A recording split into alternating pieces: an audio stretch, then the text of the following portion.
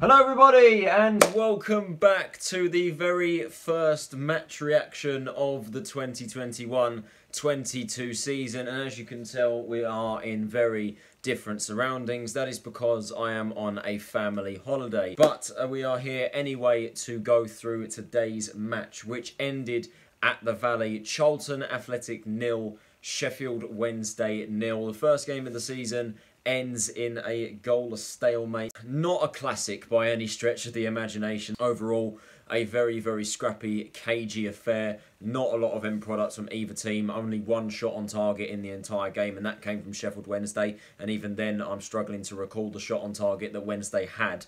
The draw was a fair result. I think you could say that Charlton, in terms of the statistics, did edge it just a little bit. And Charlton did look promising in areas. But it is clear that a lot of work does need to be done before the end of the transfer window. So as ever, with these match reactions, we will go through both sides' starting 11 and how the managers set up their team. Starting off with the home side, Charlton Athletic. Nigel Adkins went with his typical 4-3-3 formation and was the standard 11 that you probably would expect him to field. It was Craig MacGillivray in goal, a back four of Adam Matthews, Ryan Inniss, Akin Famewo and Chris Gunter. Midfield three was Sean Clare, George Dobson and Albie Morgan, and the front three was Diallang Jaiyesimi, Jayden Stockley as the lone striker, and Conor Washington on the left wing. So probably the usual starting 11 that probably the standard 11 that most Charlton fans should expect Adkins to field. Obviously, there are some players that are obviously playing out of position. Chris Gunter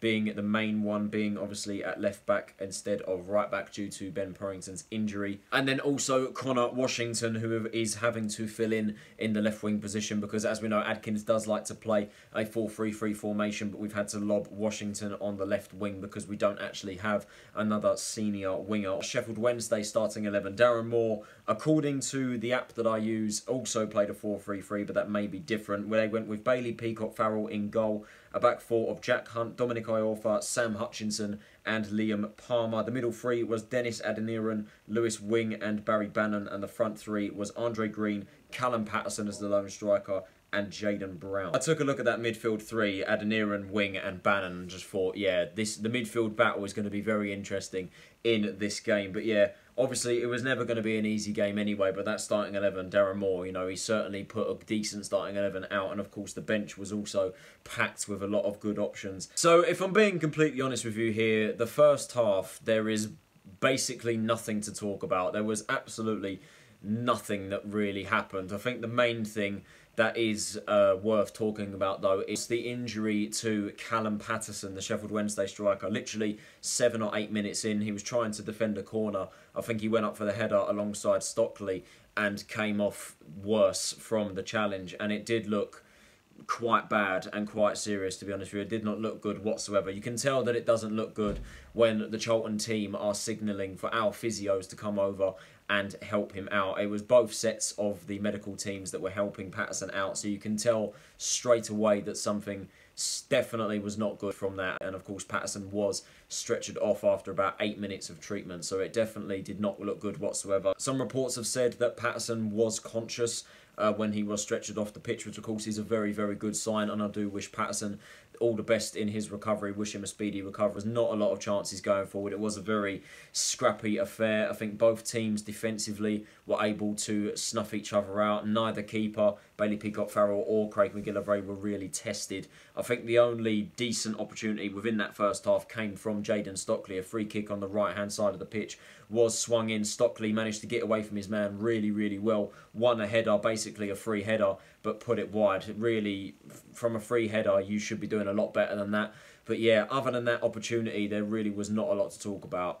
To be honest with you, there really was not a lot of attacking quality whatsoever. Now, the second half was a hell of a lot more interesting than the first half, it has to be said. But in terms of end products and attacking quality, it still, you know, definitely was not there from either side. Only one shot on target in the entire game, and as I said in the intro, that came from Sheffield Wednesday, and I am struggling to really remember what Wednesday's shot on target was in the match. But yeah, both teams grew into the game definitely within that second half. I felt Charlton definitely commanded the opening stages of that second half. We came at the blocks firing.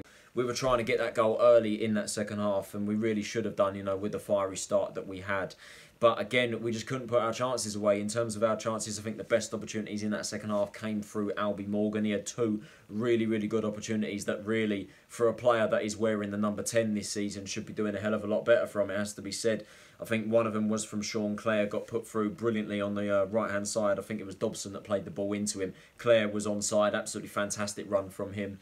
Pulled it back across the box. Morgan got there. It was on his weak foot, to be fair to him, but still, he managed to shank it all the way into row Z. An absolutely terrible shot, let's be honest. It was a pretty poor effort. I know it was on his weak foot, but still, he's got to be doing a lot better than that. But probably the best chance for us in the entire game was when it did fall back to him on the edge of the area after we tried to get things going in the box. I think we originally swung a cross in and it was headed away. Came back out to Albie Morgan. He managed to get a touch onto it and tried to bend it into the far corner. Peacock Farrell dived for it, but unfortunately for Morgan, it did go wide of the post, and in the end it did actually go quite far wide. So two good opportunities there for Morgan, and as I say, for a player that is wearing the number 10 this season, he should be doing a lot better. He really should be doing a lot better there. Wednesday definitely grew into it a lot more towards the latter stages of the second half. I felt that they really pulled the pressure on towards the last 20-25 minutes of that second half. They really did put the pressure on us, and of course the best opportunity of the entire game for me was Barry Bannon's chance very late on. He skinned two of our players absolutely superbly, it has to be said. Got put through basically one-on-one, had a shot, and originally I thought MacGillivray got a hand to it, but he actually didn't, and it just skimmed the post. It was pretty much reminiscent of Thomas Muller's chance against England in the Euros. It really was very similar to that. Bannon absolutely skinned two of our mans, left them for dead, and just tried to put a shot into the bottom corner, and really should have scored and should have won it for Wednesday, it has to be said. But unfortunately for them, and fortunately for Charlton, it wasn't to be in the end. But yeah, that's how the game ended. Charlton Athletic 0, Sheffield Wednesday 0, a 0-0 draw, a boring stalemate for the opening day of the season. As I said in the intro, a very typical opening day fixture where the teams were just trying to suss each other out, and in the end there was not much attacking quality from either side. There was not really a lot of end product. I felt that Florian Kambiri for Sheffield Wednesday, when he came on for Patterson, came on and basically did nothing. I don't think he tested MacGillivray whatsoever. But then again, you can easily say that Charlton didn't either. Charlton didn't test Bailey Peacock Farrell. We did have more opportunities in the game. We had 10 shots compared to Wednesday's 6. Just couldn't put them away to save our lives. As I say, Morgan had 2 really good opportunities. Stockley had a good chance inside the first half. And I felt that attackingly we did show a lot of promise, but we just couldn't put them away. And you could definitely say that it's a case of same shit, different season, really. You could say it was the same thing, because last season we saw that a hell of a lot. You know, we played well, but we just couldn't take our chances, and the end product was certainly something that cost us last season. And it's kind of a similar story this year, but I'm not going to get like over dramatic about it, as we do have 45 games to go in the season. But as I said in the intro, it is very clear that work needs to be done in the squad. I think defensively we did look very good in the game. Obviously, Akin Famewo and Ryan Inniss, that partnership is going to be so crucial for us this season. We need to make sure that they stay fit for as long as physically possible, because if an injury for one of them comes, we're screwed, because Jason Pearce for me is just past it at this stage. I think Diallang and Charlie Barker are good enough to be our 4th choice option, but I think it would be unfair to throw them into the deep end due to an injury. I think that Famewo and Inniss are our 1st choice defensive options, and it is clear to see from today's game, because barely anything got past them apart from Bannon's chance late on. And as I said, it shows that these two are going to be very crucial. George Dobson and Clare, really like the look of both of them. I think Dobson was absolutely superb today. If I'm honest with you, I'd give Dobson man of the match. I think he was absolutely superb today. Commanded that midfield. I think his passing was a little bit short and off on occasion, but overall he had a very good game. And Clare as well, I think, as I said, I think he had a very good game today. I think there's a lot of promise with him in the team as well. Diallang Jaiyesimi, he's going to be an absolute monster for us this season, but I think in Jaiyesimi's case, we need to play a system that suits him. And I think that the system that we played today, with Conor Washington being on the other side in the other wing position, it isn't going to work. I said this last season when Bowyer played Washington out on the wing.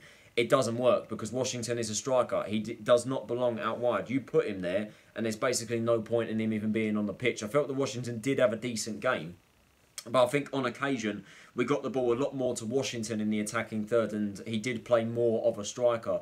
So on occasion, but Jaiyesimi was just sat there on the wing and barely got hold of the ball, really. I think he did, obviously he did touch the ball quite a fair few times, but And when he did get the ball, he showed how good of a player he is. We do look set to sign a new winger in the next few days, I should hope. And that, of course, is Crewe Alexandra winger Charlie Kirk. Of course, we were interested in him in the January transfer window last year. We very nearly signed him. But apparently, the deal is done for Kirk. As we know, Kirk was not involved in Crewe's team today. We need a natural winger to go with Jaiyesimi and then have either Stockley or Washington on the wing. Could even play two up front. You know, I think the Stockley and Washington partnership is a decent partnership. It is very good, but we just can't have Washington out wide. I think that Kirk will definitely offer us something out in the wide positions, and I think that if we can get the ball to Jaiyesimi a lot more, then I think we will be okay. Certainly do need some more depth in this team, because that bench today, there were 5 under-21 players on the bench today, and we really did not have anybody that could come off the bench and make an impact. You know, we had Jason Pearce and Ben Watson as our only experienced first team players, and they're not exactly somebody to bring on and change a game. Then you had Nathan Harness, a goalkeeper, Diallang, a centre-back. So the only 3 players that really could have come on and had an impact is Josh Davison, Hadi Gandor, and the player that did end up coming on, but with only 2 minutes to go, Charles Clayden. So that bench does definitely tell you that we need depth in this team, and we need somebody to come on to change the game. As I said, a very scrappy, very cagey affair, a very typical opening day of the season match where both teams were just trying to suss each other out. Not a lot of attacking quality in the game whatsoever. Charlton, I guess you could say it was a case of same shit, different season. Looked good defensively, created decent opportunities, but just couldn't put them away. Lacked end product.